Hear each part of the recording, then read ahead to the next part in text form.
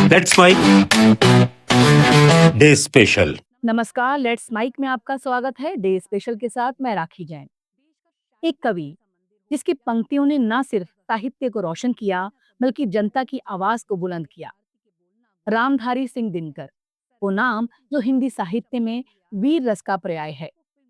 23 सितंबर 1908 को बिहार के सिमरिया घाट में जन्मे दिनकर की कविताएं आज भी राष्ट्र प्रेम और जनशक्ति का संदेश देती हैं। उनकी पंक्ति सिंहासन खाली करो कि जनता आती है जेपी आंदोलन का नारा बनी।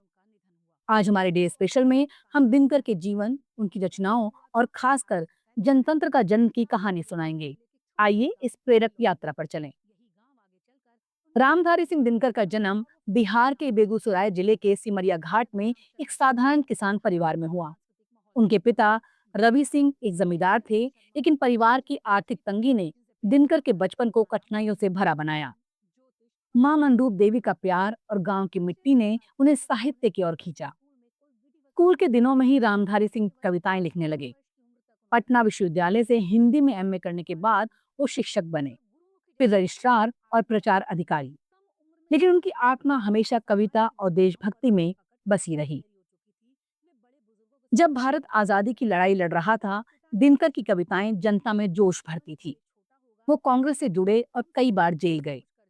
उनकी पहली काव्य रचना विजय पथ 1933 में आई, जिसने युवाओं को स्वतंत्रता संग्राम में कूदने की प्रेरणा दी। दिनकर का मानना था कि कविता सिर्फ शब्द नहीं, बल्कि क्रांति का हथियार है।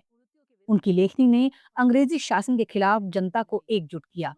उनकी कविताएं सभाओं में गूंजती थी और लोग जोश में आकर नारे लगाते थे। दिनकर की सबसे प्रसिद्ध रचना रश्मिरथी 1952 में आई।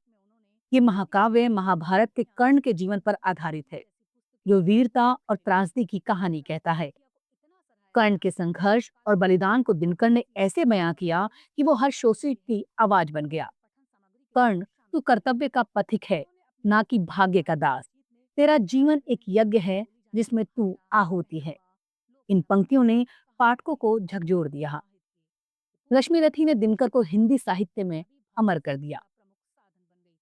1946 में आई कुरुक्षेत्र महाभारत के युद्ध के बाद की घटनाओं पर आधारित है। ये युद्ध की भयावहता और शांति की पुकार को दर्शाता है। कुरुक्षेत्र में खड़ा होकर धर्म का पक्ष लो, अधर्म के विरुद्ध खड़े होकर जीवन का संदेश दो। ये काव्य युद्ध और नैतिकता पर गहरा चिंतन है। दिनकर ने इसे स्वतंत्रता संग्राम के संदर्भ में लिखा, जो आज भी प्रासंगिक है। इसने उन्हें साहित्यिक शिखर पर पहुंचाया। 1961 में उर्वशी नाटक आया, जो पुरूरवा और उर्वशी की प्रेम कथा पर आधारित है। ये प्रेम, त्याग और मानवीय भावनाओं का संगम है। उर्वशी, तू प्रेम की देवी है, जो हृदय को जीत लेती है। तेरा स्पर्श अमृत है, जो जीवन को नया रंग देता है। इस रचना ने दिनकर को 1972 में ज्ञानपीठ पुरस्कार दिलाया। उर्वशी उनकी सबसे कोमल और भावनात्मक रचना मानी जाती है। लेकिन दिनकर की असली शक्ति उनकी कविता जनतंत्र का जन्म में दिखती है। 1950 में प्रकाशित एक काव्य संग्रह नव स्वतंत्र भारत के उत्साह और चुनौतियों को दर्शाता है। इसमें उनकी सबसे प्रसिद्ध पंक्ति है, सिंहासन खाली करो कि जनता आती है।